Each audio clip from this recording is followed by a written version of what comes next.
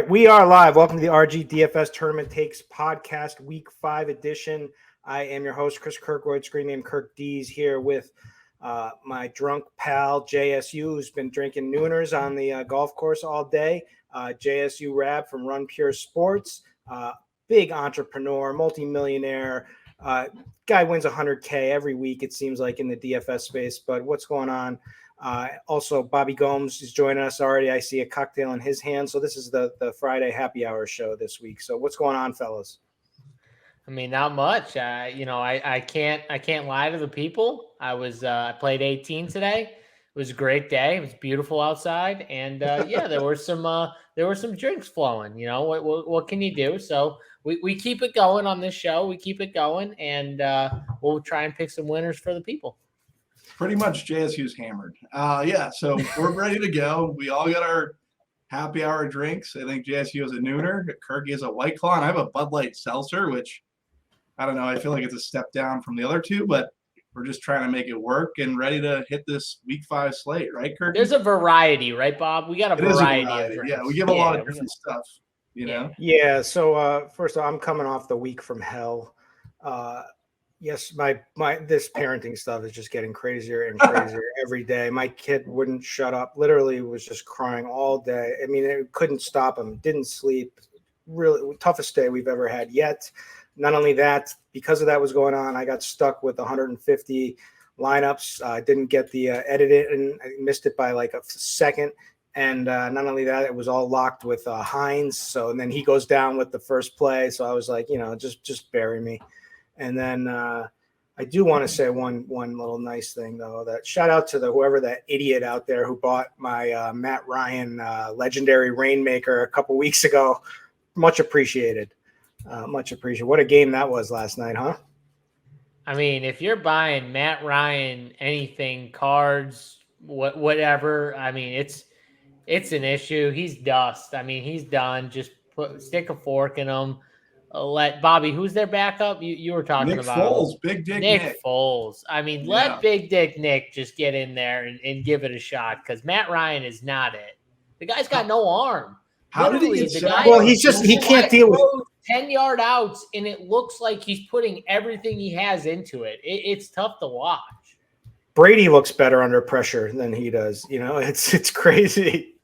Yeah, but Brady's getting his full complement back this week. Well, no, right? but no, I'm saying no. Brady gets rid, but Brady's never under pressure because he gets rid of it. Yeah. But when he is under pressure, he looks absolutely terrible. But he actually looks better than Matt Ryan does. Also, too, how bad is that offensive line right now? The Broncos were consistently rushing 4 and 5 and getting pressure on Matt Ryan just consistently on every down. It felt like they were just, if they weren't sacking him, they were right in there getting him pressure, making him hurry up, hitting him after, the ball was just released. Like, they were just all over him, and there was nothing they could do. Like, they just weren't, the offensive linemen were getting killed. At some point, it's like Matt Ryan's bad, but like that offensive line is terrible and doesn't help when your quarterback gets no help from his offensive line.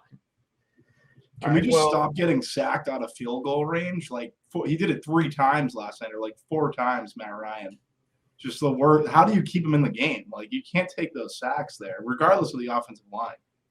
I mean, there were a lot of things that some of the quarterbacks in that game should not have done. And Matt Ryan, even though he took some sacks in bad spots, Bobby, he actually still somehow won the game. And there's another quarterback who lost the game and did some really bad things, worse than taking sacks. I mean, Russell Wilson, like, seriously, Russell Wilson should have got hooked in that game. He was that bad. Both quarterbacks should have been hooked. They were that bad. But Russell Wilson was so friggin' bad in that game. It's not even funny. That back foot interception he had where he just lobbed it up. I think it was to KJ Hamler, but it wasn't even close to KJ Hamler. And the safety just like caught it in a basket and then ran with it. Like, it was one of the worst decisions ever.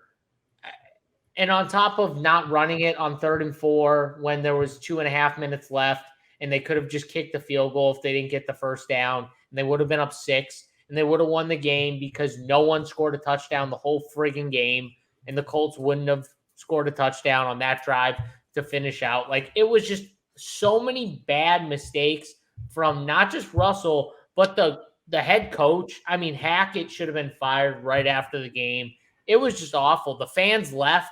It was a close game. The game went into overtime. The fans were leaving. Like, All how right, many times JSU, that? settle down. We've spent 5 minutes now on the tight. I mean, on the I can't help myself. Broncos. I haven't gotten to talk about this. Anyways, so last week was kind of, so I'm struggling with like trying to balance, like get my lineups ready, all this stuff. So football, I ended up breaking even, luckily, but I smashed UFC that night. I told you guys I put a lot of work in. I gave everybody that winner, that Mike Davis winner. I hope you guys tailed people on the pod. I'll tell you, I'm going to, next week, I'll have more plays for you. And in 2 weeks, I'll have some monster plays for you. So keep listening, and we're going to print some money in UFC. I think it's the one beatable sports betting. You know, I think it's actually beatable, but we'll see. Well, that's debatable.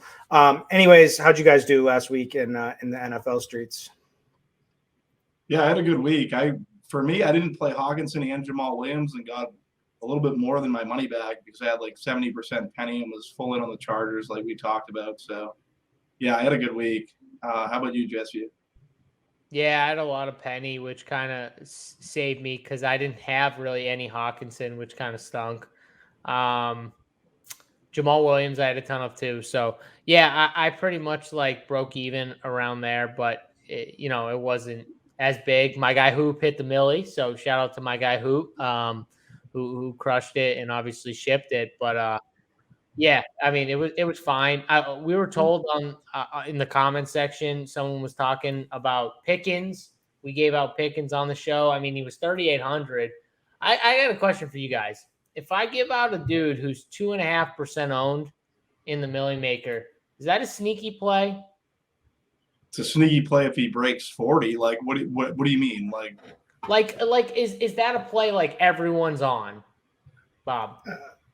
I don't think it's as important of like giving someone that no one knows as much as it is like giving. No, that's not my question. The comment in our comment section was he's not a sneaky play. Like everyone knows he's Mitch's favorite target.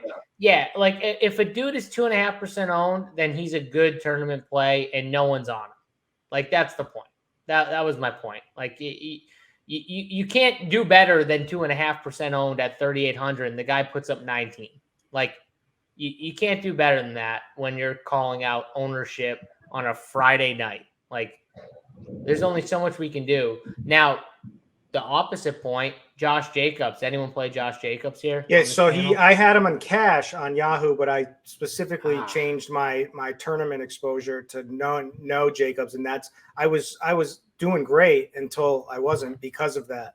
So I ended up breaking even. Were you scared of the projected ownership too? Because I was. I just thought it was. I just thought Jacobs at that ownership was the stupidest play I've ever seen. I feel like everyone had like the same like thought process on Jacobs, and then he came in like how does he come in? And who ends up 5x the field? How do they always smash in that spot?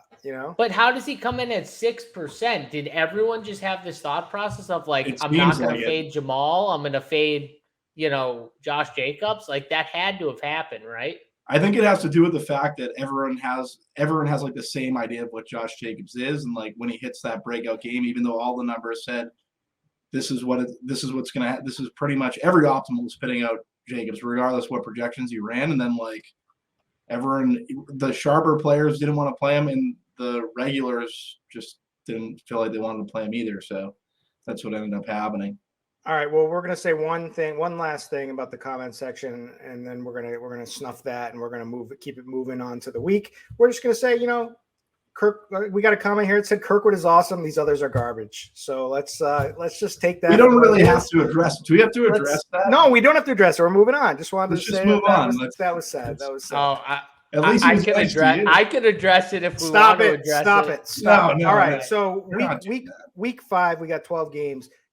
This slate is kind of gross, right? We've got no big total games, no 50-point totals. We do have a decent game, at least it looks like on paper, with the Eagles -5 in Arizona.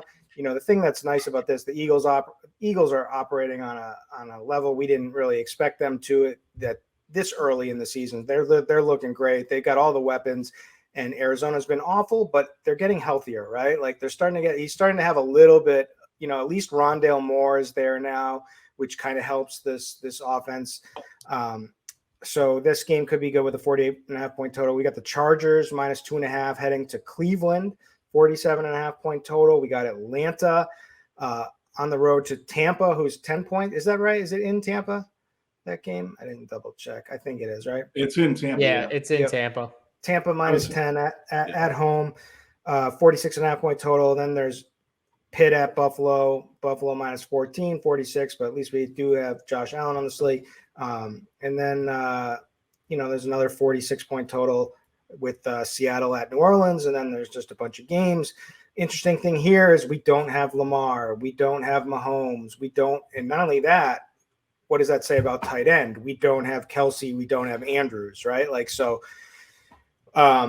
Slimmer pickings at quarterback than usual. We still have Hurts. We still have Josh Allen, but that it's going to be interesting to hear your takes on with Josh Allen being a 14-point favorite, in a game that they should be able to mop up against Pitt. So we'll see there. And then I don't know what kind of stand. It just kind of seems gross. We got injury news that's still out there. That we still have the Tyreek and Waddle situation is kind of big, right, against the Jets. There's some other stuff that we're still waiting on. We did get word that Andy Dalton is going to be a quarterback. I wonder if he's going to get much play. But how's the slate look to you overall, Bobby? Yeah, so for me, as of right now, I feel like just what's kind of been trending over these last or first 4 weeks. We're in the 5th week now. These game stacks have hit. They hit week 2. They hit last week. In both weeks, we only really had one game at a 50-point total. And on this slate, pretty much we don't have any games at a 50-point total. Pretty positive. Everything's 48.5. So I think a lot of people are going to go to game stacks on a slate where it's really not as necessary based on just how games are broken down. And that's pretty much one of the things that's really standing out. I feel like a lot of people are going to try to jam game stacks. And it's like an anomaly almost to get that to happen 2 times in the first 4 weeks. So, does that make you a little bit perturbed? It makes me a little bit perturbed that I can't find a quality game stack. Yes. I think. Okay, can we talk about Hoops Millie last week? I think one thing that he did was super sharp, and I was looking into this.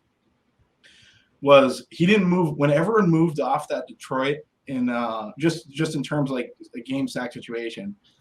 When everyone moved off those 4 games, that Detroit total will never move. So he was fine with playing all that chalk, and then just that game stack ends up going on. I thought it was a super sharp play. And I think you can make a case, if we were talking about game stacks, why in a situation like that where the line moves drastically everywhere else. And I don't know, I feel like it's more for a review show, but I thought it was very interesting what he did. I'd be interested to hear. So is he using Sabre? You guys know? I think so, yeah. Yeah, he's using Sabre. That's what he uses. It's depending on which optimizer you use, it's hard. You gotta plan, pretty meticulously how to get the bigger game stacks in there with the ones that you don't want as many of. And just curious which he uses. I would love, the haters just need to shut up. Hoop has been a boss forever in this industry. The dude's sitting with he'll sit for any amount of a head-to-head versus anybody, right? He's been there forever, and the haters just still talk. And every time he totally dunked on someone. I don't want to bring up. Every time the haters say something, it's you guys win another million. Somebody else wins another million. So it's everyone just needs to shut up so we could win. I just don't know why people don't. I don't know why people hate on other touts that actually put their money where their mouth is. What about other processes? Hate on people that don't put their money where their mouth is. Actually, don't put their money behind their play. Don't even play. These guys don't even play. And then there's the whole thing. And then there's Team Nerd versus team and Team Nerd / I don't watch any games, and that makes me so cool because That's like I don't take even of know all names time. of players. It's like, shut up against people who actually watch sports. There's a nuance there. So yes, projections, nerds, smarts, intelligence, process, that all is very important. But so when you combine that with like good intuition because you actually follow sports and know sports inside and out, that's where that's the peak, in my opinion, personally. I think there's edge for all of it, right? There's edge everywhere. There's edge. You could be someone who just watches sports 24/7 and is not a numbers guy whatsoever and still find like an edge in spots because you know things, and you can, and vice versa. So I don't know. And Hoop is like embodies all of that. He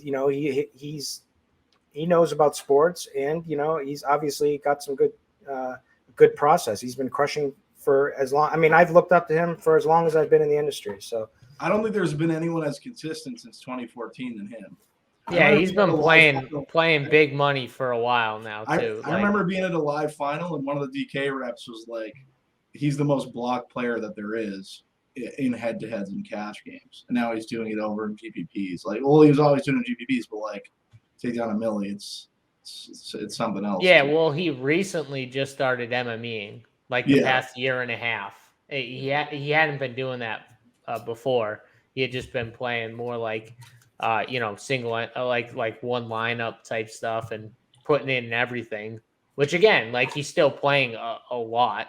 You know what I mean? Like again, putting his money where his mouth is. So yeah, I mean, so shout out to him. Awesome. I sent him a DM saying like I didn't want clout chase like everybody else on Twitter. Like, oh, besides you guys, like you guys should do that. But like all the other people that come from out of nowhere, like congratulations, my best friend Hoop.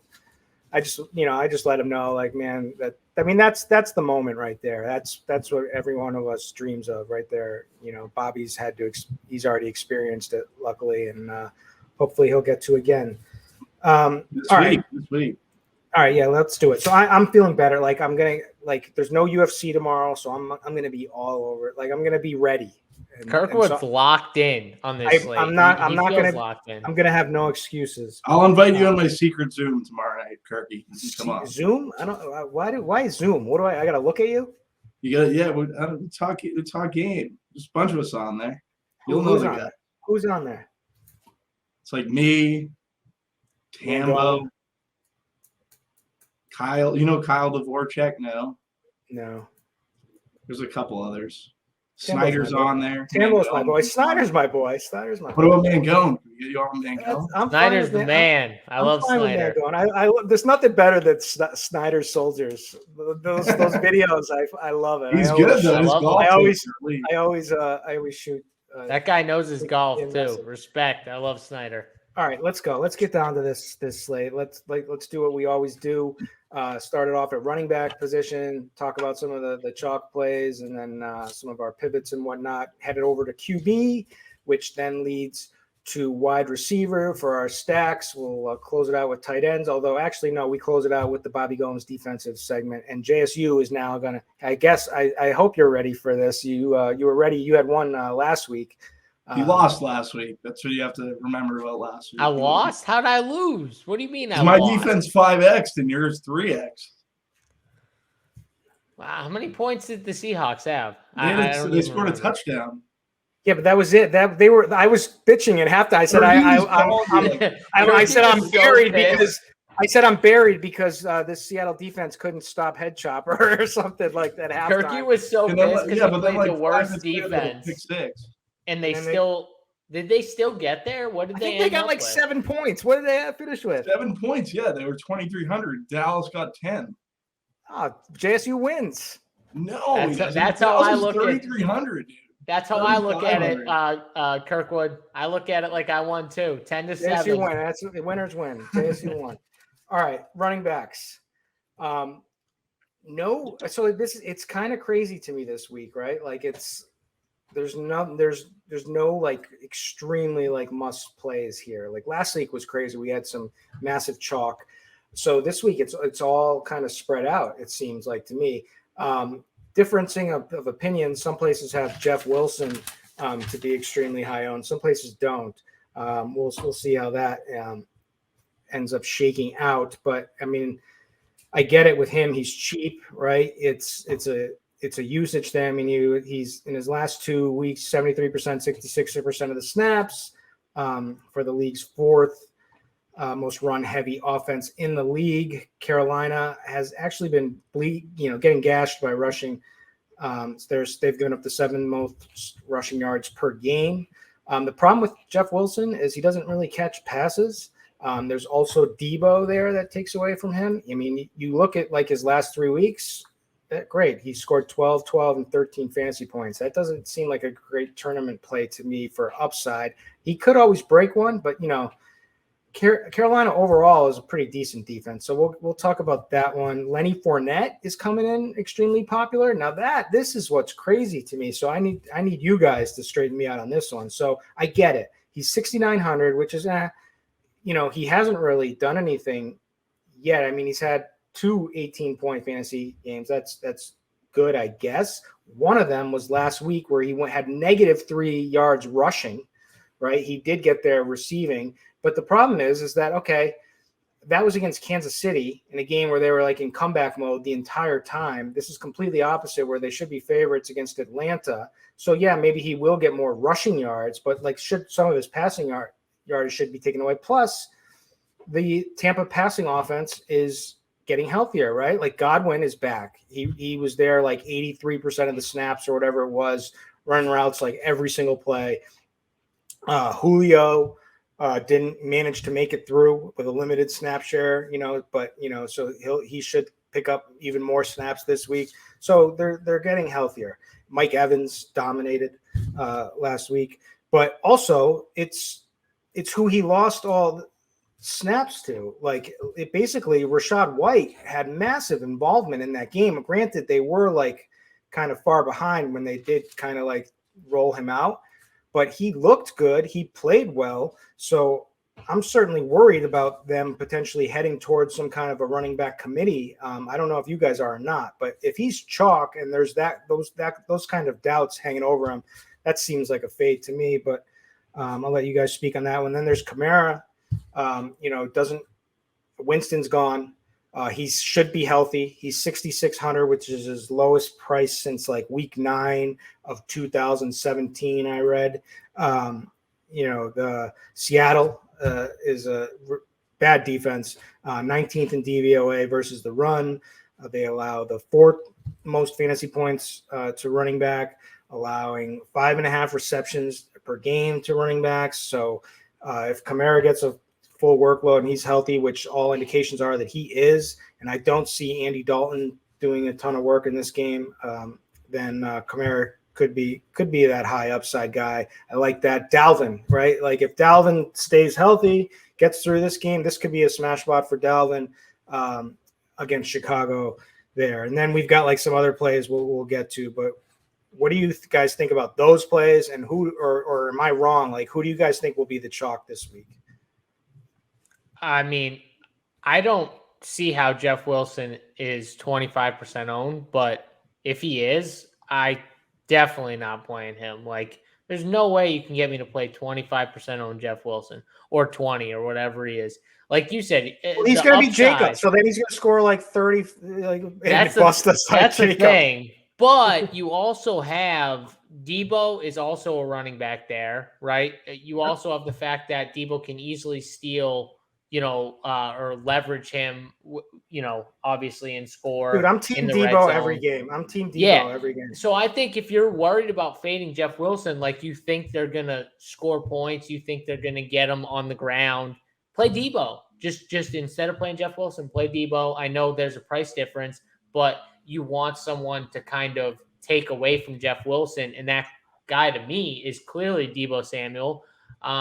Maybe you want to go to George Kittle, who's another like leverage play, I guess, at tight end, who was terrible last week, but do they need him to block as much this week? Who knows? So maybe you play. But you want to know the thing about him? He wasn't actually blocking last week. So he was actually out there for all the routes. So it was like a good sign in the right direction. and he's getting coach speak too. So like he made one of the most important blocks, I think, on that Debo play, didn't he?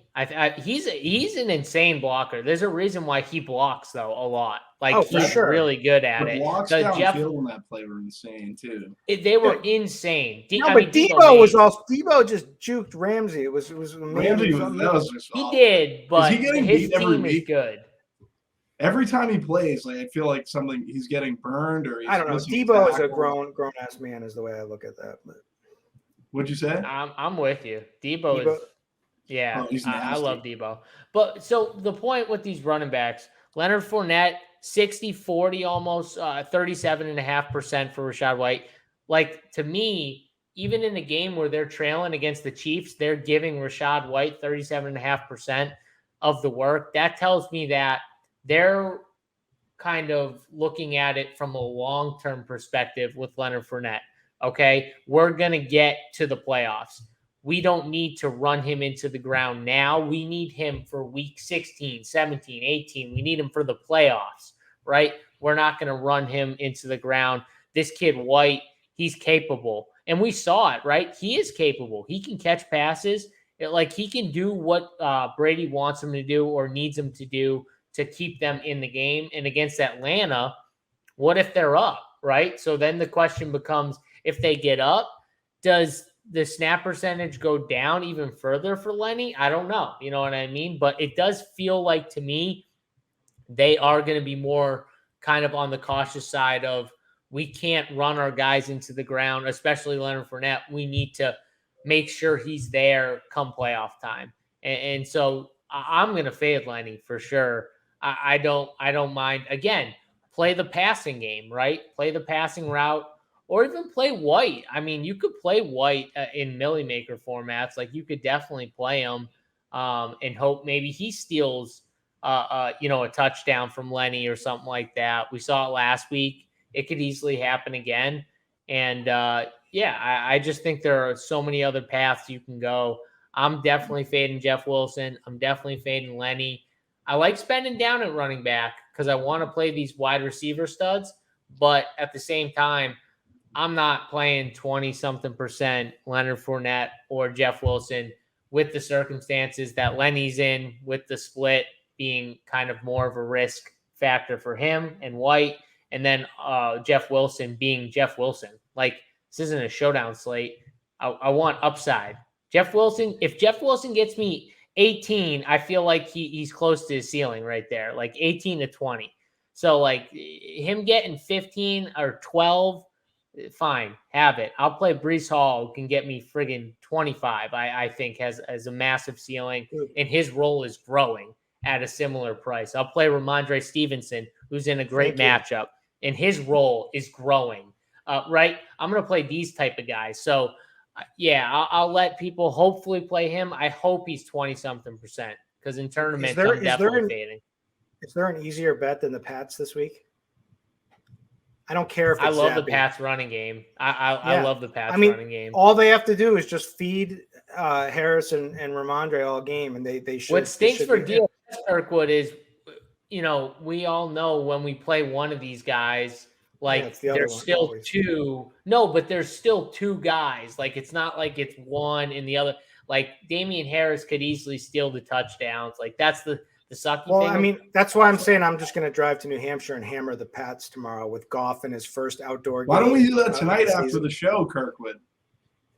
Take the under in that game, Kirkwood. Because we don't drink and drive, Bobby. Oh, that's a good point. That is a good point. Come on, Bobby. You're better than that. You should. I didn't even think of that. I forgot we were boozing. What do you Ramondre or Harris are going to crush, but what are you thinking, Bobby? Yeah, I think JSU did a really good job of breaking down the outs for Jeff Wilson. I do think Jeff Wilson has a ceiling game. I just don't know if it's really this week, and there are guys in that range that you can kind of fade him with. Lenny and Rachaad White, I think, is very interesting because I think Rachaad White played as much as he did because in that trailing game script, I don't know I think they've been looking for a back to kind of in Rachaad White's kind of like elk that can basically catch the ball in space. Like obviously Lenny's been used in that situation, but Lenny's kind of like a bigger guy. Like I feel like they would much rather like a scat back type to kind of be the guy catching passes. The problem is that White looked good, right? Like, so how do they not at least, increase him a little bit, going forward? Yeah, no, I get it. I just think the game script for it might not be the best situation to play him. I also think Godwin, the one thing I will say, like, I feel like the game script would be more of a Lenny game. But the other issue is Godwin is going to eat up a lot of those like short chunk passes. So maybe that takes away from Lenny's ceiling. I don't hate Lenny. Like I think I'd much rather fade Jeff Wilson. Two guys that I'd have interest in, like as off the board plays, James Robinson going against the Houston Texans defense. That's like third in the league, giving up fantasy points to running backs through the first 5 weeks. And also CMC got to get going on the other side of that San Fran game, right? Like eventually CMC is going to have a breakout game. He's 8-5. If there are outs for Lenny, like if Rachaad White does get run, if Godwin does catch it, like be as involved as he was last week, maybe the ceiling isn't there. And we all know the ceiling that CMC has. So I don't mind paying up to 8-5 when a lot of people are going in other directions. I didn't even talk about. I forgot to mention how I always start the show with the blitz most plays, and I can't believe the Carolina runs 50. I know they run a very low amount of plays. I know. No, I'm just saying I can't believe I forgot that because I'm looking at one game and I'm looking at one back that we haven't even mentioned yet, but he should be a no-brainer. Dameon Pierce. Against the Jags on the other side. I know you just mentioned the James Robinson, but I mean Pierce looked freaking ridiculous last week. I think Pierce is gonna be pretty chalky. I think he'll get some ownership for sure. And on top of it, I'm with Bob. Like I would play the Jacksonville running back, like James Robinson, or even Travis Etienne. I like him, but I would play James Robinson over Pierce. I think you're paying also, like, I don't want to say I think his price tag at 6,200 is a fair price tag, but I think you missed the boat on him the last couple weeks. Right. We talked him up the last couple weeks. Like we were on Pierce at the beginning when he was like 5,200, 5,500. Now he's at 6,200. He's hanging out. Like that's the price range where I'm going to start to get out and say, okay, I got him when he was cheap. I got him in good matchups. I'm going to stay away from him now. He has looked good. I don't disagree with you. It's just he's going to get ownership. He's at a higher price tag now. My question is Alvin Kamara. He's the one I have the hardest. I'm not struggling with these other running backs that are chalk, like that I want to fade. Like I'll fade these guys. Alvin Kamara is the hardest one for me because I told myself before the year started, I'm just going to play running backs against Seattle all year. I'm not going to not play running backs against Seattle. They're going to be bad all year. Just in general, defensively, they're going to be bad. I think it's a good spot, but man, I don't like how he's looked. He's coming off injury. How do they use him, right? Like, is he going to be like the workhorse? I don't think so. They like Mark Ingram. So what are we doing with Ingram? Dude, how can you Mark Ingram? I'm going to play him personally, but I just want to make one last point about with Pierce, not only has he looked ridiculous, I think he's just really good and going to be good, but we just watched Miles Sanders just absolutely nuke this Jags run D. So I'm definitely still interested. But with Kamara, I'm playing him. Like I said, this is the lowest price ever since 2017, week 9. Reports are that he's actually healthy. So, I mean, Ingram is so old and dusty that and then this whole squad is kind of dust. I mean, I don't really feel good about their quarterback play for sure, but Andy Dalton, but you got to figure that Kamara would be the offensive option, but I don't know. But going down with a 6,600 Alvin Kamara for chasing that upside, it's not bad no matter, you know what I mean? Like, If I lose, his upside was a lot of times he got the passing game mix with the running game, or he has multiple rushing touchdowns. That's where we always saw that, like, upside was like, Yeah, but he would Dalton get the check down. passing Dalton. Yeah, Dalton's gonna. It's not Jameis. Dalton right? will check down. That is the good thing. Dalton will check down. I just don't know if he gets the volume off that injury. But Mike I think Thomas he's the is out chalk too, back. right? I think he's the chalk back though. I would most be comfortable with if I have to pick one. Is Mike Thomas out? I think Mike Thomas is also out. So there's. I mean, if Jameis is out, he's probably out. Michael Thomas is out. Michael Thomas is out, so there is room for now. You have the new quarterback who likes to check down in Dalton, and you're taking away the target share of Thomas. So I feel like Kamara is probably at home in the dome. At home. Like if I lose because of Kamara, okay, so be it. Like this play seems so much better to me than all the others. I think that too. Now that like I think about it, and now we know Thomas is out, and obviously Dalton's starting. I think Kamara is a very good play. Yeah, I think Kirkwood said it best. I think out of all the chalk pieces, I think he's the one I would be most comfortable with if I was playing anyone. It would be him. I mean, then there's I mean, you could play like Devin Singletary kind of in that range. Eckler, they don't want to play anyone else. They want to play Devin Singletary. Yeah, they like definitely he fumbled. They gave Zach Moss a chance. Then James Cook came in for a few plays, but then Singletary was right back in there. They definitely trust him the most. I just think if it's the Steelers and they get up big early, it could be a spot where Singletary loses some work just because they're up and they don't want to run him to the ground. But if you think that game's close in any way, you think Pittsburgh can hang in, I definitely think Singletary is a great play. This could also be the Mostert game, 5K against the Jets. We haven't talked about Montgomery's probably going to be out again, I think, right? Let me double check.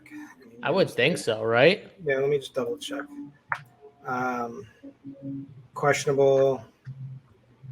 Wow, it looks like he might be he's on the optimistic side of questionable.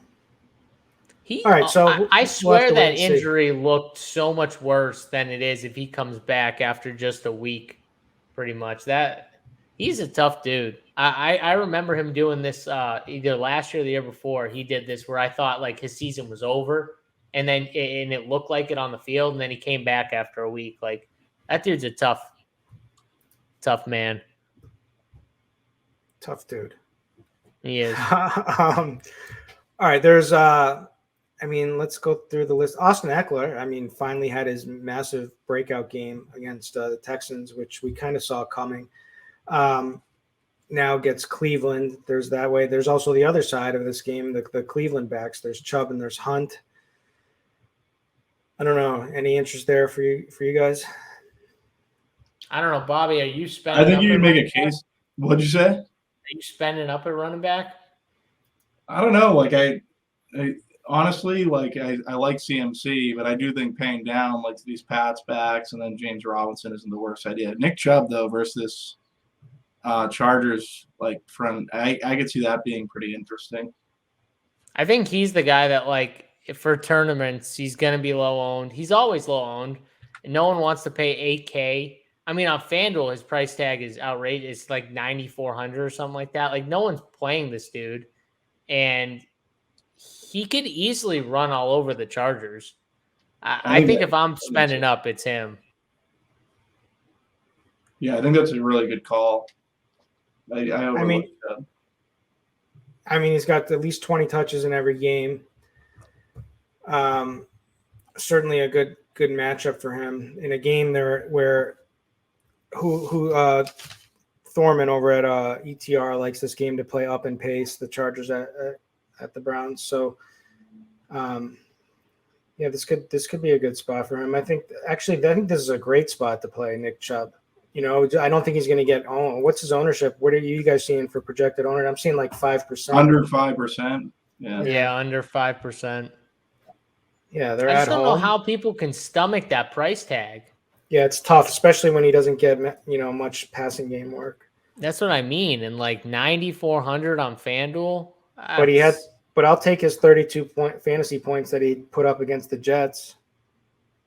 Oh yeah, I mean, yeah, of course you would take that. Three tutties. If you told me getting 25 plus, I'm playing him here on this slate. Like, definitely for sure. I mean, the upside is there for sure if he breaks off a couple of those. I mean, it's always the play. Like, he's not the math play ever because he doesn't get the passing game work, but he's a football guy play, right? Like, he's a guy who can break an 80-yard touchdown run and smash a slate. He's another Derrick Henry. I mean, that's what it is. But the difference between him and Derrick Henry is Derrick Henry gets all of the valuable touches in and around the goal line.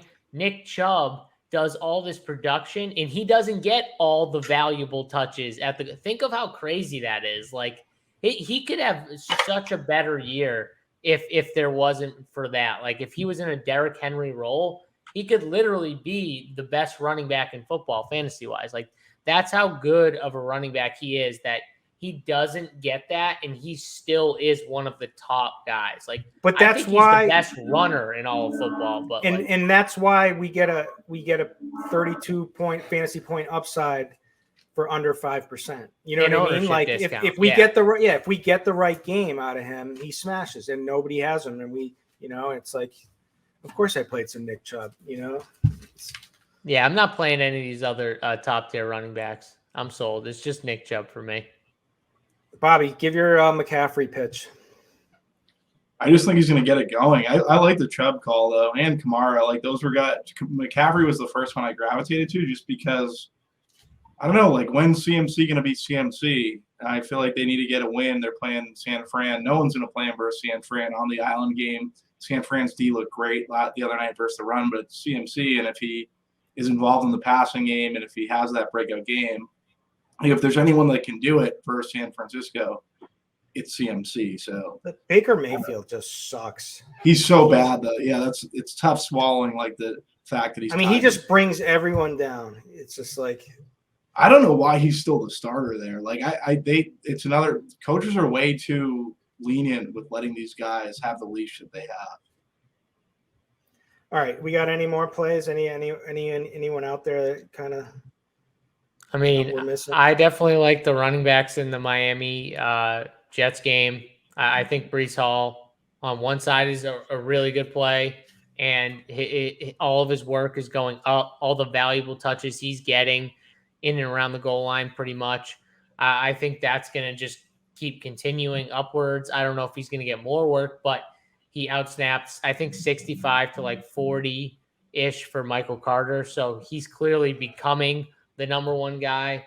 And I like that game. I like that game for points. Like, I hate Zach Wilson, but I just think there's points in that game. I think Teddy Bridgewater, as long as his weapons are there, like, obviously I'm assuming that Tyreek Hill and or Waddle do play, but if his weapons are there, I do think there's points in this game, and I do think we can play some of these, like, guys like Breece Hall. I'm not saying you got to play Teddy or you got to play Zach Wilson. I'm just saying, like, I think some of these guys like Breece Hall, Tyreek, maybe Garrett Wilson or Elijah Moore, someone like that. I think they're in play with these two defenses and teams. I just see points. If Tyreek is out, and I don't like the coach speak already because they basically said they're not giving the Jets any advantage to information of whether Tyreek's gonna play or not. Is Waddle just an absolute smash, or vice versa? If Waddle's out, is Hill an absolute smash, or does it kind of hurt them big? You could just key in on them. This Jets secondary is very bad. I think they're tough to key in on too. Like, the offense is just designed to get them the football in space. And you throw Chase Edmonds out there. Throw Chase Edmonds out there. There's another option for them that makes it tougher. It honestly though, Kirkwood, it does feel like one of these guys might sit. I think Tyreek's the way that they're talking, it made me think that Tyreek is going to be out. JSU, do you think it'll be Michael Carter if they're trailing instead of Breece? I don't know. I haven't watched that. I'm just wondering. No, I think it's Breece Hall. I think Breece Hall is the guy. I think he's going to get all of the touch, like, especially the valuable touches, the touches in and around the goal line. I think he's the dude. He's going to be the one they want. Michael Carter's good. I think Breece Hall is just better, and I think they want him to be the guy. All right. Are we good at running back? I think so, yeah. Yeah. All right, moving on over to QB. So, like I said earlier, to start the show, QB, we don't have Lamar, we don't have Mahomes. We do have Josh Allen for 8,200. Problem is, he's a 14. I mean, they should put up points. He should, have his way whenever he's out on the field. It's just how much do they have their foot on the gas in this one as 14-point favorites at home.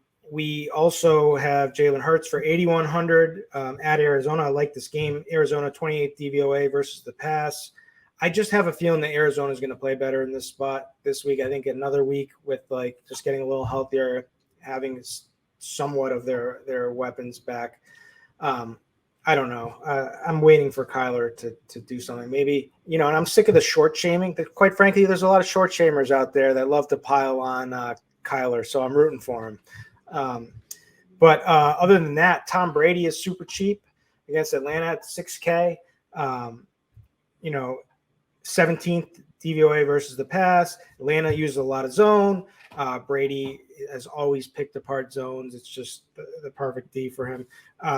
Their weapons, full complement of weapons now with Godwin back and Julio back, getting healthier. So Evans looked great. So it should be all systems to go here for Tom Brady. They did have a large increase in pass rate over expectation in their last week, and that just makes sense with the weapons that they have, right?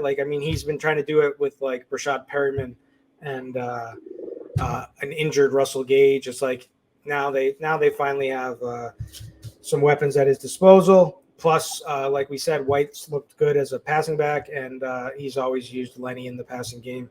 So I think it makes a lot of sense for 6K and getting that savings. Now, other than that, then it gets a little dicey. We got a bunch of options. We got Trevor Lawrence, who I think is going to have an absolute bounce back game this week. I think it was just an awful game last week in the terrible conditions, weather conditions and whatnot. But I like this Jags Houston game. I think there's going to be a lot of points in this one. And I think he's definitely bouncing back here. Then there's I've seen some people are giving Teddy Bridgewater love. I know the Blitz is giving Geno Smith love. Andy Dalton is getting some people are talking about. I don't know. There's just a bunch of names here. What are you guys thinking at QB? Yeah, you hit on Lawrence. I think Lawrence is in a great spot to bounce back. Christian Kirk, I like that stack a ton. One of the big things about this slate is the game stacking. I don't think there's a lot of opportunity to really game stack. I think a lot of people are going to game stack. That being said, Tom Brady, I don't want to run him back, his stacks back with a Drake London. I think that's going to be super popular. Not that I don't think it's bad, but I think I'd rather just play a secondary of Godwin and London, or play I don't know, just differentiate it. And if I do play Tom, I'm not just I wouldn't be playing one of those Falcons on the run back.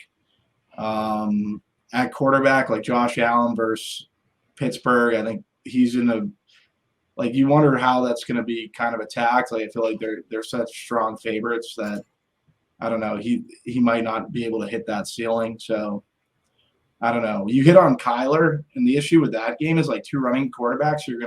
It's tough to stack up that situation, but playing the Kyler side and then having AJ Brown as the run back isn't the worst play, right? You play Kyler and Ertz or Kyler and Rondale. Rondale's seen an uptick in his or Hollywood. Or Hollywood, yeah, for that matter. And then have A.J. Brown as the guy that you're bringing it back with. I don't hate that stack. So that's basically what I'm looking at for quarterback is that game and the Trevor Lawrence game. That reminded me of something. JSU, do you think we ran so bad with our Najee Harris last week I knew we were dead once Pickett came in? I mean, the whole point about playing Najee was that he was going to fall into the end zone, right? And I think too, one of the things that we have to look at is even before Kenny Pickett came in. Oh, he sucked. God, he was terrible. And let me tell you guys something about Najee Harris. No, we did say that. I've been doing a lot of research. We both said I hate Najee Harris before I made the announcement that I was going to play Najee Harris. I hate him. I think he's terrible. But the whole point was I was I'm positive he's going to fall into the end zone. See, probably I don't think multiple he's times. terrible. I think the offensive line is just terrible. How many times did we see Najee get behind like a pulling guard in the middle and literally just get stopped, and he ends up pushing the guy like to try and get out of his way so he can hit a hole, and there's just nothing because the guy's in his way. Like, it happens so many times. The line just gets no movement. They just literally, there's nothing for Najee. I don't think it's Najee's like not talented. I think it's more just the offensive line play is bad. Then obviously Kenny Pickett steals the 2 touchdowns towards the goal line. And so that right there is dead. I think we just have to accept the L. Najee was a bad play. Did we run bad? Okay, we lost a 1-yard touchdown. Even if he gets one of those, he's still not a good play at his price tag. Not in tournaments. I've been doing a lot of research on Najee, big deep dive, and what I've come up with is he sucks. So don't play Najee. No, I don't. Matt Wiley, friend of the show. The offensive line sucks, Bobby. Come on. Matt Wiley, friend of the show. Whenever we talk plays or whatever, and he thinks one's like kind of outlandish, he'll send him. Been doing this big deep dive, and then he blurs out the word, and he's like, he sucks, like via text. It's funny. So you stole something from your friend. So you just stole something from your friend and then admitted it on the show. Come on, Bob. It's good content, right? It is good content. I will say that, but it's not your content. You gotta come with your own spin, Bob. That's the key. You gotta have your own spin off on it, right? I know. I couldn't do it on the show because I can't like show via text. Like, let me tell you guys something about Najee and send like the message blurred. So you guys can read it, and then it says he sucks. You got to do it. You got to, if you're going to copy it, you got to own it and act like it's yours. You know exactly. I mean? And then you can give him a shout out. I gave him the credit. You know what?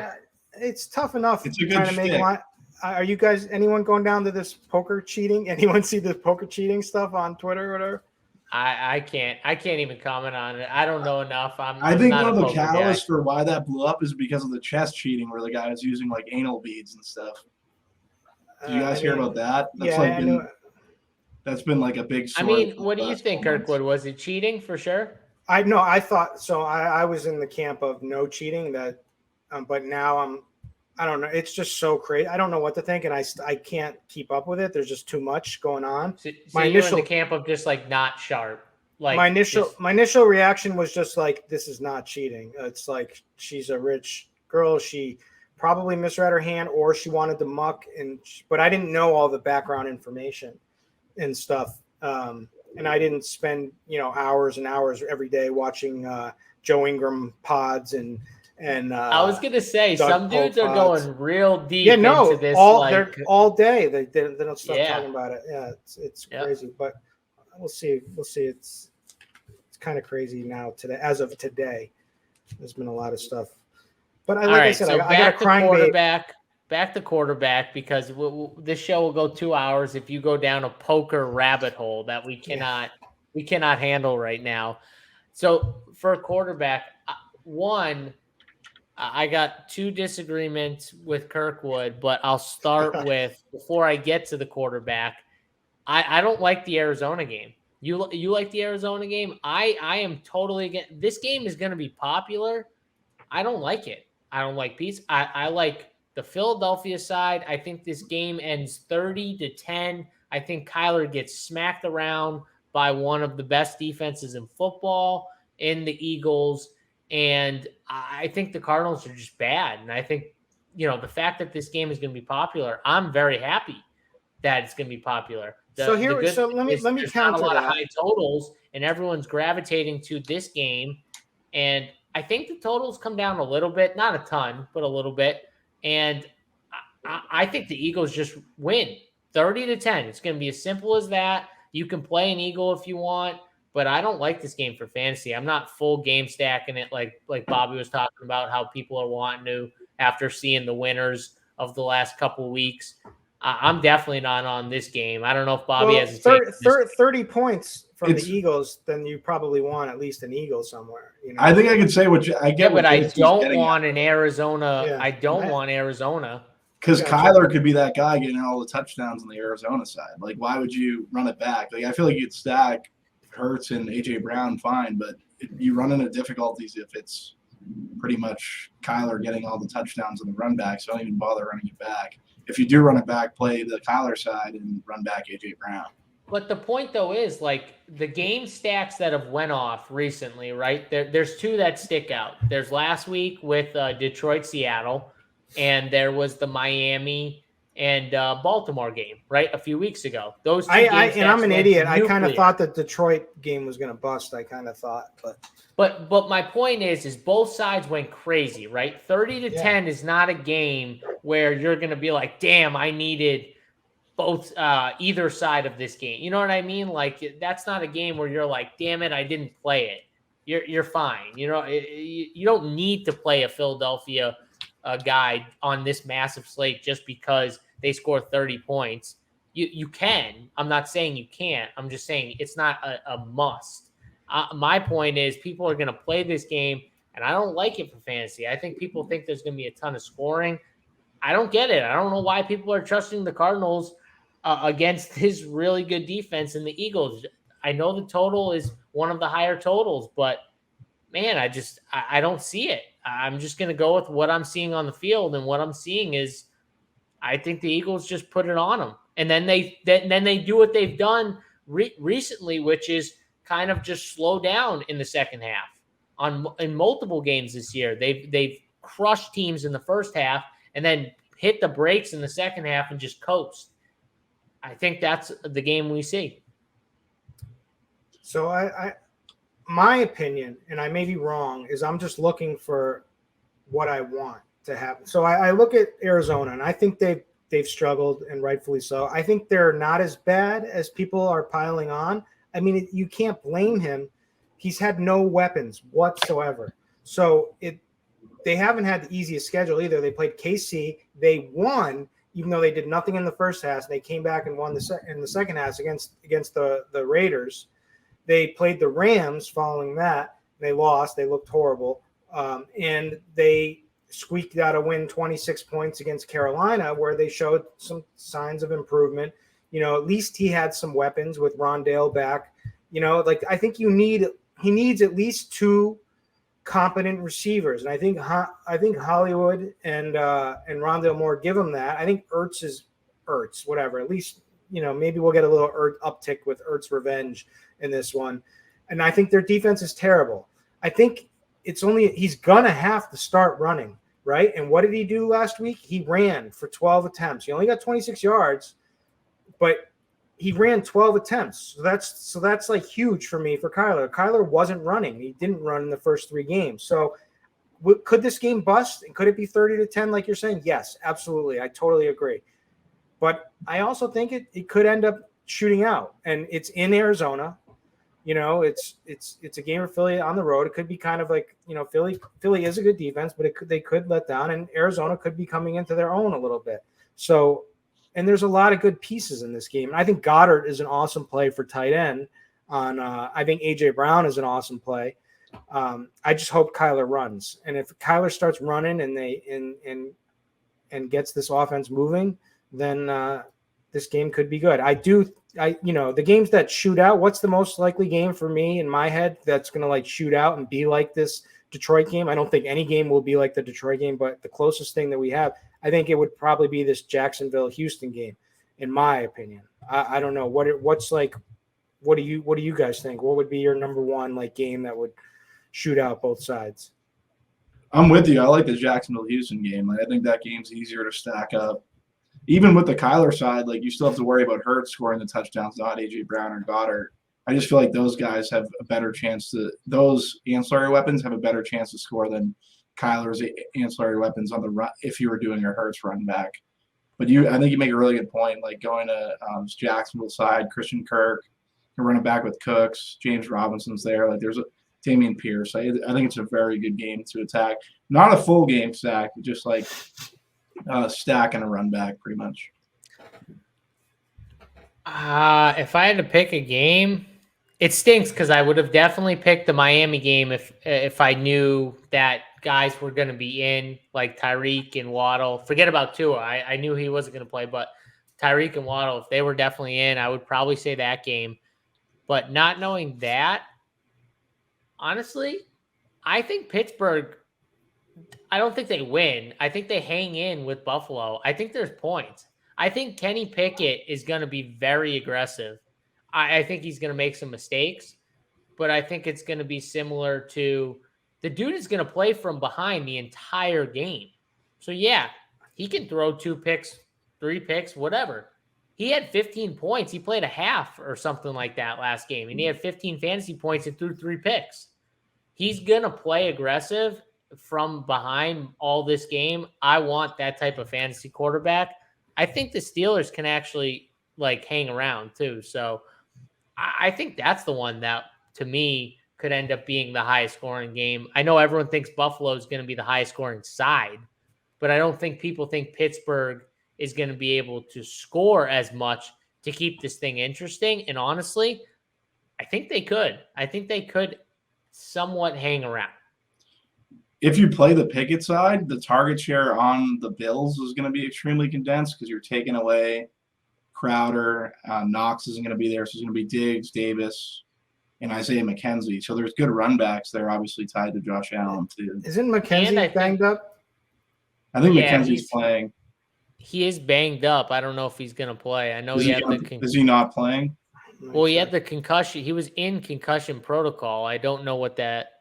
They have him listed as questionable. So. Still working his way through, it said. Was a limited participant in practice Friday. There's also a tight end now that Quentin Morris or whatever. When you take Knox out, I think he's he's 2,600 or something like that because no Knox. So I think the Pittsburgh side's kind of easy too. Pickens, Freiermuth. I mean, Kenny Pickett's going to target Freiermuth. He was getting a lot of love. So was Pickens. I think, to me, those are the 2 clear options I want. I mean, Chase Claypool is a complete aftermath thought now. I don't even think about him when I'm thinking about Pittsburgh. He is so bad. He's awful. He just looks like he doesn't care on the field, playing. He literally looks like he just whatever. He's fine. For me, though, I think it's a simple stack. You play Pickett with either Pickens or Freiermuth or both, and you know that's that. It's a nice cheap stack. You can run it back with Diggs, Gabe Davis, whoever you want. I like that call. I really like that call. I think also you're pretty much you're playing into a situation you played Deontay in that situation also. He fits the scoring. He busted last week I feel like Deontay was the cash game players. They all wanted to jam in Deontay Johnson last week. And what's funny, Bob, is no one will want to play these guys this week, but I'm telling you, you can almost guarantee they're going to play from behind the entire time. Yeah. So what's that mean? It means there's going to be volume. Even if you don't want to play Pickett, right, there's going to be volume. I think Steelers are very much in play, and I don't think they're going to get as much love. I'm in agreement with you. I like that call. I'll give it a maybe. I got to get my food. You guys keep talking. I need to be persuaded. What do you got for food? What'd you order? The munchies? You're the drunk munchies now? What'd you order? I haven't ate all day. What'd you just tell us what you ordered? I on Fridays is my cheat day. I got a buffalo chicken sub. It's my favorite. I get it from this from AJ's Pizza, which is 5 minutes down the road. I got a buffalo chicken sub and fries. It's my favorite time of the day. Go get it. Reggie just heard it. Go get it. Go get it. Sounds good. What are we doing, Kirky? I might order Nick's. I want to get Regina. Santapios. Right. Yeah, I just had that. You know what's a really good Santapios is the sausage. Sausage, garlic, hot sausage, garlic. Yeah, very, very good. Yeah. All right. We'll just kill quarterback here. Any other plays you're considering? I mean, we didn't really talk about anyone else. There's Herbert in the Cleveland game. There's I don't know. I'm all set with Kirk Cousins, but I feel like quarterback's very thin this week. I would agree. What are people going to try to play Bridgewater? Good luck. I get Bob, that's my point though with Pickett. I think you can take chances I mean, Geno Smith's going to be. I don't like Geno Smith either. In this, You got the spot, sub there? Is the sub there? Can we see No, the so sub? I Can we give put the the sub a two- grade? I just want to You look wanna at give- it. I just want to see what it looks like. Can we give it a live grade? Take a bite out of it. All right, after we Do a finish sub review. quarterback, can we finish quarterback and then I'll go? You to at least sub got to at take the a end? bite while we're talking. At the end of the show, we'll take a bite. We'll All take a nice bite. All right, let's move on over to wide receiver, unless you guys got someone you really want to mention here. But the blitz is all over Geno Smith. Just letting that I be can't. known. I can't do Geno. The blitz was Eddie- all over Geno last Eddie's week. a maybe. They were all over I Geno think, last I week. think Bob said Trevor Lawrence though. I think he makes some sense as a cheaper guy. That's I my like play, Lawrence. buddy. That's I my think play. Kirky likes him too. Yeah, I don't That's know if my I'm guy. gonna play him. I think That's my Pickett's guy. my guy. If I gotta give 150 a Trevor random. Lawrence teams for me. All right, wide receiver. We got a bunch of plays here. We got one real top end play. Obviously, Cooper Kupp, 9,600. We didn't talk about Stafford. I guess All right, we can go. talk about him now. I gave you. You the aren't chance. talking up Stafford right now. I think you can play Stafford versus Dallas D. Why not Stafford and Kupp? No one's going to play them. because I like Dallas to win this game. That's why. Yeah, Cooper Rush. Then play Cooper Rush. The CD. There's good plays in this game too. Well, I don't I'm just know if they're saying. gonna. I don't know if there's gonna be a ton of points in this game, though, Bob. I don't know if I like the over either in this game. I think I like the under. Where in is this? Is game, this a but dome game? It must be, right? It's Yes. it's in LA. Yeah. Yeah. right. Who's covering Cooper Kupp on Dallas? Oof. It doesn't Not matter. really. It Come doesn't on. matter who covers Cooper Kupp, but San Francisco had linebackers covering him at some points last game. So I mean, They were like He- triple teaming him. he's gonna get his no matter what. It's just the way McVay designs plays. He gets the ball. Like he's gonna get the ball. It's just all right. So if they you have the only luxury trust to two play guys. Cooper Kupp, play him. But it's going to be tough to get up there for me for a lot of lineups. But we got to talk about the Mr. Air Yards leader on the Saints. You can't. He's not the same situation now with Dalton. Going to check down the whole game. Michael Landry. Thomas is out, I know. It's Landry's just going to eat up all and it's those. also the greatest matchup. Is Landry in? He's banged up. He. I think we're waiting on where. I think he's probably going to play, but he didn't do anything last week. I mean, Chris Olave is probably their number one, though, right? Yeah, No matter what. Olave is definitely their number one. That's what I'm saying. So he's 9 targets per game, 190 and a half air yards per game, 1 red zone target per game. Michael Thomas is out. It depends. You got to put your faith in Andy, the red rifle here. I mean, I the get red it. rifle can get it done a little bit. Like he can still move the ball a little bit. Like I don't know. He was fine last game. I mean, like for fantasy, like he got Chris Olave the ball, didn't he? I think it was Jameis. Wasn't it Jameis? I thought Andy Dalton played last game. Did he really? My- I don't know. Now Bob's making me think. Yeah, he played the game in London. That was last week, right? Oh, I don't. Yeah, that was that on the Saturday. Slate? It wasn't on the main Sunday slate. That's why in the you're so morning? messed up with it. I have It no was in idea the what happened. morning. in that game. If it wasn't on the main Yeah. slate, I have no idea. That's why. Yeah. Olave was fine. He caught. You think us fathers are getting up to watch the London game now? I Kirk was don't gonna know. break I mean, them. I We're- played we're- Showdown. I don't know. We're if you guys dealing with played Showdown. blowies. We're wiping out blowies. We're wiping asses and changing diapers all day. All right, so Tyreek smash if he's healthy and plays. We don't know. Waddle, same thing. Vice versa if one of them's out. Yada yada yada. Christian Kirk, I love against Houston. I love this game to go off. The chalky guys are going to be Godwin probably against Atlanta. Atlanta 17th DVOA versus the pass. 83% snaps for Godwin last week. Had a 19% target share. That was his first game back. And so to me, he's only 5,900. It's just like he's too cheap, right?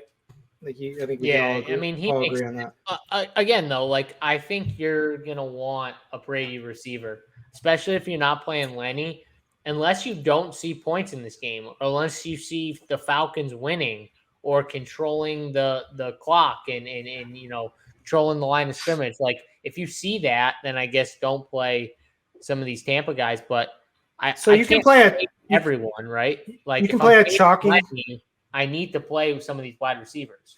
So you can play a chalky Godwin, or you can just take the alpha for 6,900 who's going to be less chalky because Godwin's eating up that, and Mike Evans, who gets all the red zone work. Yeah, I love Mike Evans. Call me crazy. I'm not going to argue. Call me crazy. I think Atlanta's a pass funnel too, right? Like they're turning into that almost. I mean, Brady's gonna chuck it. They always they can't run the football either. That's the other thing. I mean, how many rush attempts they have last game? Like 6. I know the game script went kind of away, but still. Is this a redemption week for Brady? This might be a big redemption week for Brady, coming off the divorce.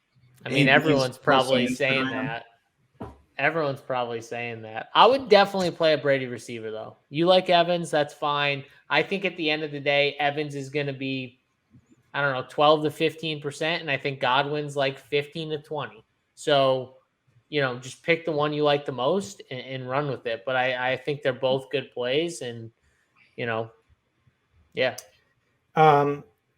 Some other guys. So I think A.J. Brown is a really big, I know you don't like that game as much as I do, but A.J. Brown is doing so on Pro Football Focus for their wide receiver cornerback matchups. Brown has like the best matchup on the slate. Let me see here. Actually Diggs has the absolute best matchup on the slate. Then followed by A.J. Brown, then followed by Tyreek Hill. So those guys, I mean, obvious monster upside there. I mean, Diggs for sure, but it's tough to get up for the 8,400, but you can make it happen. 2 subpar performances after 2 monster games, has the matchup, and kind of like a condensed target tree here with some injuries here for Buffalo that Bobby mentioned before. Other than that, JSU said he doesn't want any part of – wait, was it you or Bobby that said you didn't want any part of Drake London? Bobby did. I'm with Bobby, though. I'm probably not going to play Drake London. I think you'd play him as if you play Godwin and Drake London. I just wouldn't make him your run back in Brady stacks. I would play a cheap dude like a Tyler Algier if I was to play someone in Brady stacks or something like that. Like someone cheap who doesn't have to do a ton. Like I'm not going to spend up for a Falcon. But like especially the one that everyone's going to play. But like 5,900 isn't bad for like a wide receiver one, especially with Pitts out. No, it's not bad. I know that's naturally what everyone's route is going to be who plays Brady stacks. So I'm not going to do the same thing. And that's what Bob was talking about, where he's like, if I play Brady stacks, he might not even run it back with anyone because he knows that everyone is going to run it back with Drake London because everyone wants a run back. And I get that for tournaments. My point is I would probably want to run back, but I would go with the cheaper one that's still going to be pretty low owned. And I want to spend down at running back because I think wide receiver, I'm not going to go away from this, that I think wide receiver, there's just so many good plays. I mean, Justin Jefferson is projected under 10% on this slate. How do we not play Justin Jefferson at under 10% in tournaments? I don't know how. These wideouts are super strong. He has to be one of the best tournament plays. He's always performed well as a favorite, as opposed to, and he's performed extremely poor as an underdog, which you would never, we would always think, right?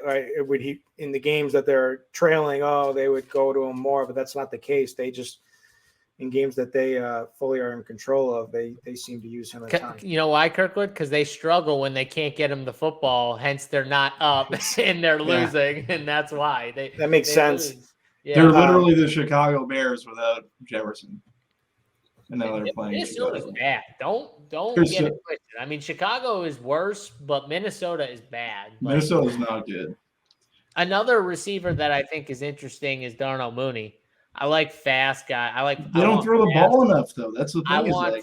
But they did last week. My guy Big T made a very good point. I'm not going to play Justin Fields, but he made a very good point on our show we did, and it was the Bears have played in a lot of really bad weather situations in some of these games. A lot of these games actually. So when you take that away and you get in a better weather situation, which like now, I think he's going to throw more in those situations. And I also think Minnesota gets up on them.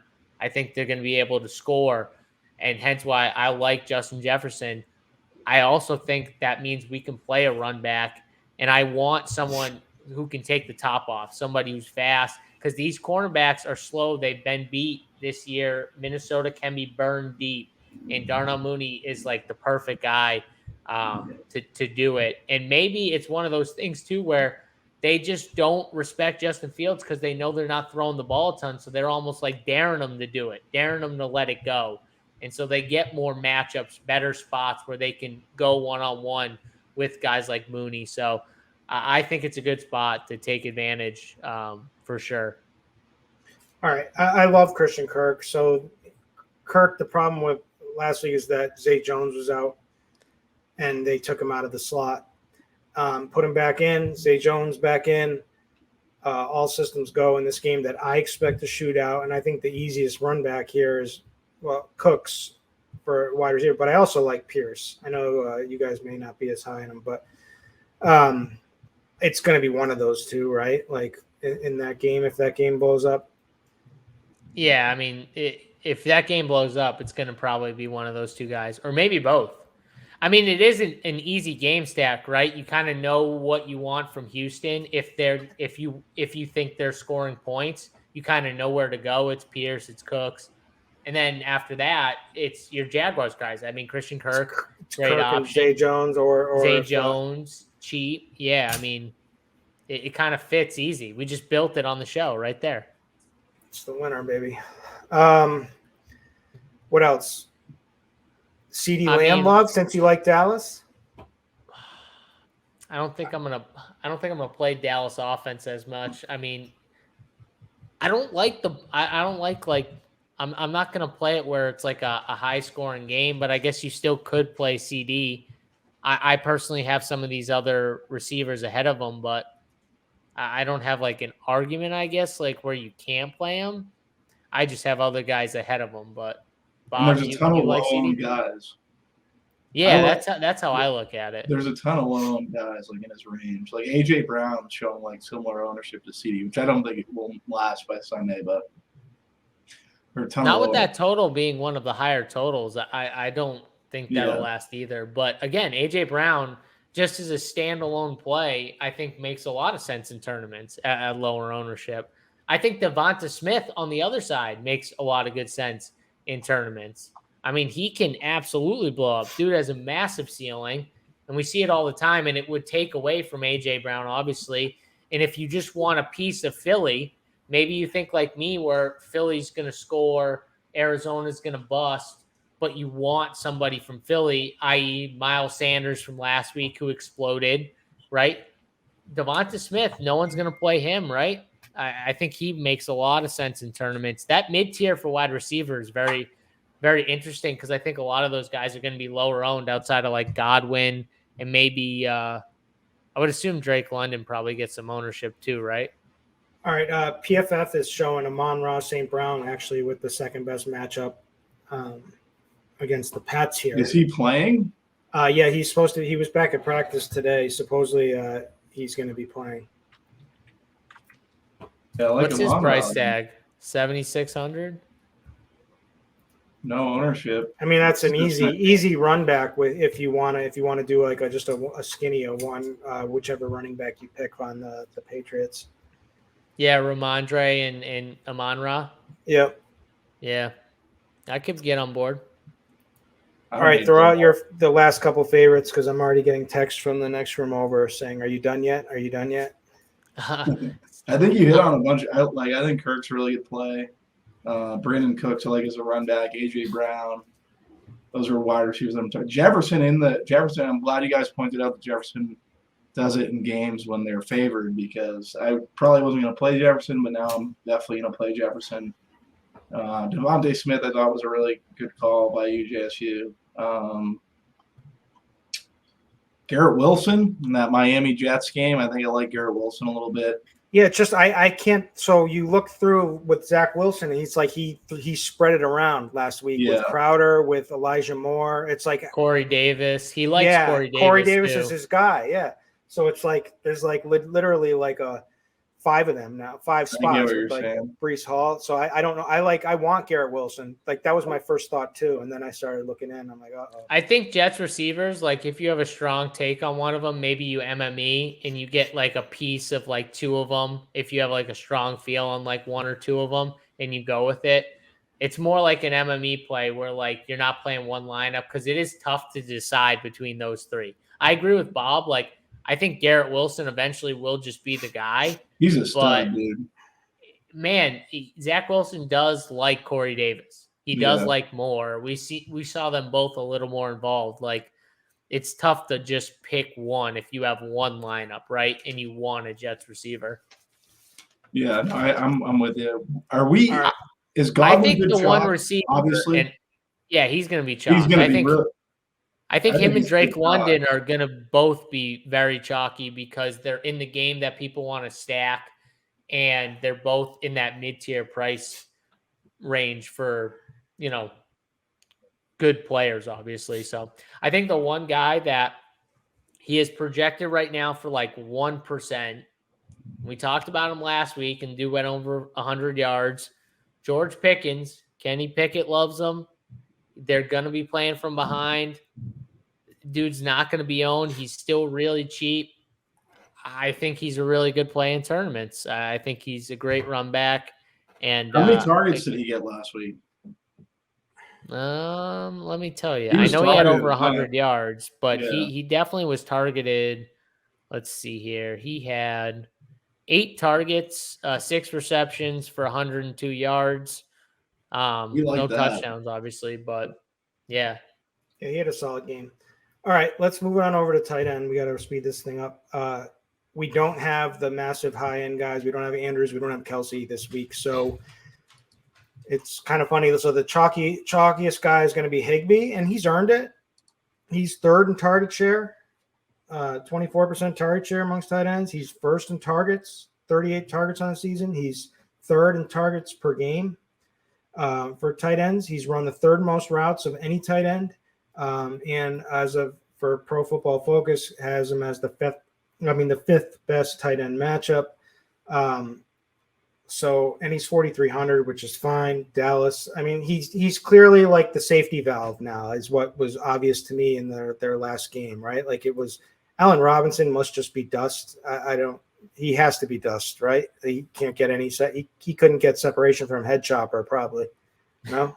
I mean, we can stop talking about Allen Robinson. Yeah. See, Kirkwood, you blame us, but man, I think you got to speed it up a little bit on your end. I think you're at fault. I didn't blame you. I just said we got to move it on. I don't know, Bobby. Did you feel like he was kind of blaming us? I felt a little rushed. I will say. Oh, you wanted more time on wide receiver? No, tight end will be easy because I think tight end really is kind of simple on this slate. If you don't play Devonta Smith or AJ Brown, I think Dallas Goedert, like Kirkwood said, does make sense. He's still too cheap. Like 4,700 is still too cheap. I'm not going to play Tyler Higbee chalk, but that's just I don't want to play him. I get the play though. He gets the volume and everything like that. I'm just going to go elsewhere. I think you could stick in that game if you want to play, Dalton Schultz at 3,400. He's cheap. But I like Bobby's call with the Buffalo kid, Quentin Morris. I'm pretty sure is his name, Bobby. I think that's his name. Quentin Morris. Sweeney's there too. But 2,600, and it looks like he's the guy that they're a little more confident in and has been playing. And he's 2,600 in your Josh Allen stacks.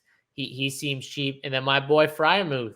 I'll just keep saying it, but I think Pat Freiermuth, I think he's going to get a healthy dose of targets in a trailing script, and I like some of these Steelers guys. I think they're good tournament plays at lower ownership, and get them while they're low because I think at a certain point people are going to catch on that Kenny Pickett likes that tight end spot.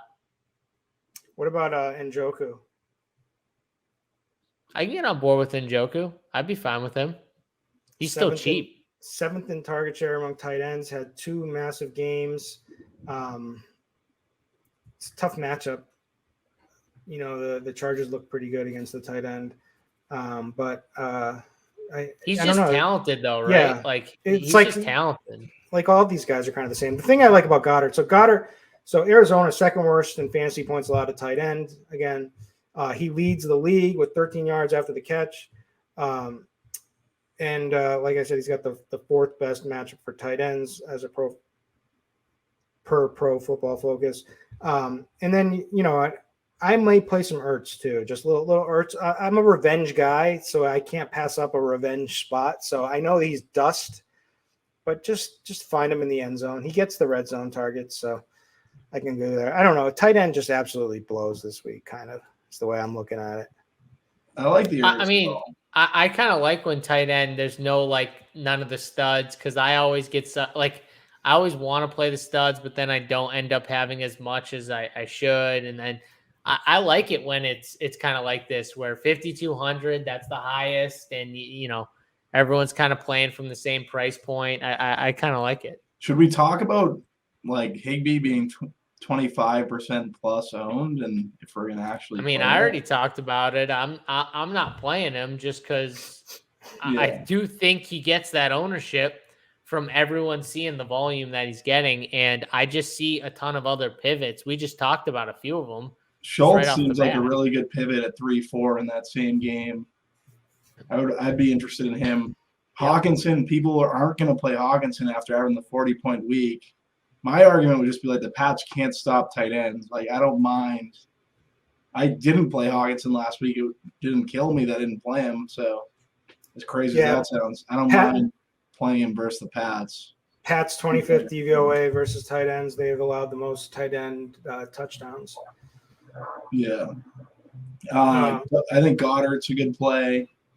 Freiermuth. Cade Otton for the Tampa Bay Bucks is going to be someone who people are going to go to in the same lens as Morris, they're both very cheap. He's 2,500. He's attached to Brady. I think these are all plays that you could consider. Kirky hit on Ertz. Nice little revenge there. That's pretty much it for me, though. There's definitely some plays. Honestly, tight end isn't as bad as I thought it was as we start talking about it. I think there's you mentioned Kittle in the beginning of the show, right? Is that you? Yeah, you could play Kittle, I think.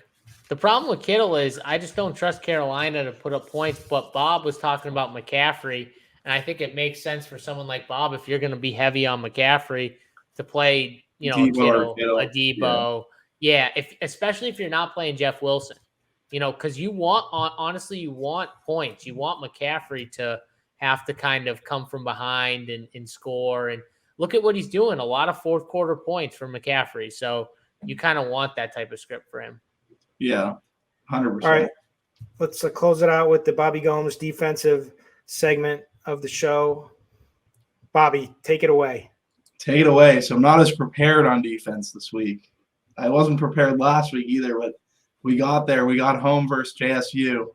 I 5X'd and he 3X'd. The cop-out answer. Do you hear this guy? I wasn't ready, Kirkwood, and then I still got it home over JSU, but he wasn't ready. So this dude, he friggin' tells the people that he didn't actually fully prepare, but then how he still got it done over JSU, and yet he scored fantasy points than your squad. That's the crazy thing. That's all I know. My team had 10. His team had 7.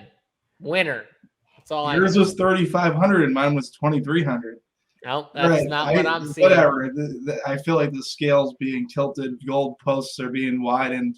It seemed like it was me at the top, but now I'm starting to think it's JSU and Kirk. All right, Cowboys defense is going to be very chalky. JSU will probably pick them as his favorite defense, which I get if you want to play. Yeah, but I don't think they'll be very chalky. I disagree with the chalky thing. I think it's going to be pretty spread out this week. What's the Cowboys? The Rams still scare people. I mean, I guess 2,500. Maybe they will be popular. 2,500. It's the price. They're going to be like the cash. They're going to be the cash. They're going to be the cash game D for sure. Bob might be right. They might be very popular. They're going to be popular, man. Gomes going to be playing the Cowboys. Are they going to be Bengals popular, Bob? Are they going to be Bengals popular though? Cincinnati. What was Bengals popular? what was it, 2 or 3 weeks ago when they played? It was Dallas. What was it, 3 weeks ago? No, they're not going to be Bengals. They're not going to be Bengals popular. No. Okay. They're going to be All right. they're going to be the cash game defense. It looks like. All right, here you go. Here's the defensive segment stolen from Establish the Run. The defensive line mismatches. The Bills have the greatest mismatch against the Steelers. Wow, it didn't take much to figure that one out, but they're 4,100. 49ers have the next greatest defensive matchup.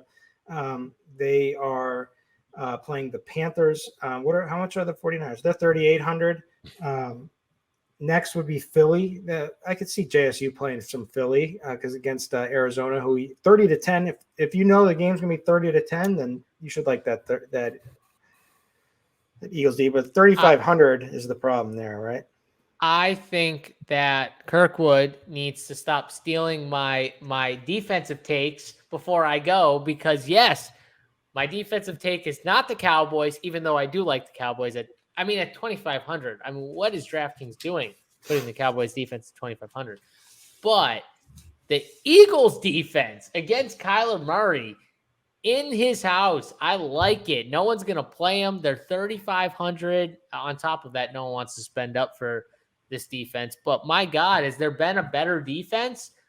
I'm playing the Eagles at 3,500. Definitely. They're going to be one of my top defenses. I'm going to get leverage on that game, the way I think it plays out. And again, it's more just about how you see the game going. And if you don't see the game going the way I see it, you should not play them. But I got to stop this immediately. I got to stop this immediately. Stop it. You could stop it. There are 3 of us who live in New England, right? Mm-hmm. The Patriots are 2,900. Their defense sucks, though. Playing Jared Goff in his first game outside this season. I do like the under in that game, so I'm not opposed to these defenses. I don't know. I don't know about I'm so confused on defense. Maybe the Bob, this was your segment. Not as clear to me now. Kirkwood just took over, and Kirkwood's gone. I don't know where. No, I was trying to show my phone. It says, "Can you wrap it up, please?" It's Lauren. I'm going Eagles D as well. All right, that's our show. That's week 5. Oh, we got to give our top stacks for single entry. I'm going to start it off because we got to. No. All right, you can start it off there. Mine's going to be Trevor Lawrence going to Christian Kirk, coming back with Brandon Cooks. I may even make it a double and throw Zay Jones in there with him, and I can throw Pierce back if I wanted to, and just do a full game stack. But that's my single entry team this week. Now, Bobby or JSU, take it away for yours.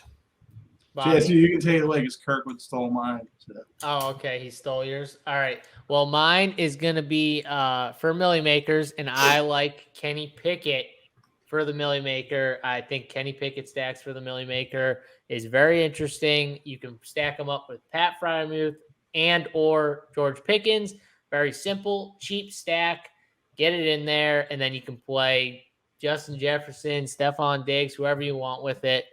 I really like that for tournaments. So that will be my one stack for GPPs. Bobby, wrap us up.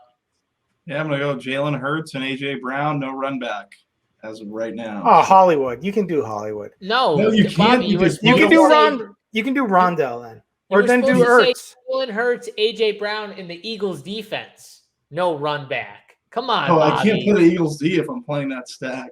You can do it. All right, last for the show, JSU, grab that buffalo chicken sub. Let's take a bite. Let's take a peek at this bad boy. We need a rating. You got to give it a score. I got to give it a score. I get it like every Friday. New segment. JSU does his sub reviews. I'm starving. I don't know if you guys can. One bite. Everyone knows the rules.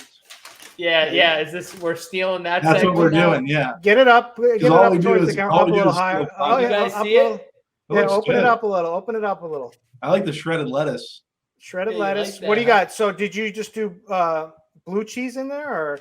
And pickles and no blue cheese. Pickles. Ranch. A little ranch and shredded lettuce. Buffalo chicken. No cheese. No cheese. People know I'm not a cheese person, but All right, show us. No Open the half. Open the half. No Open cheese? the half. Are you kidding me?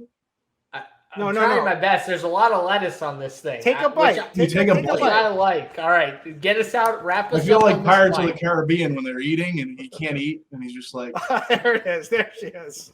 there she is. Now give a Ric Flair woo and let's call it a show. What do we get for a grade? And get us out of here.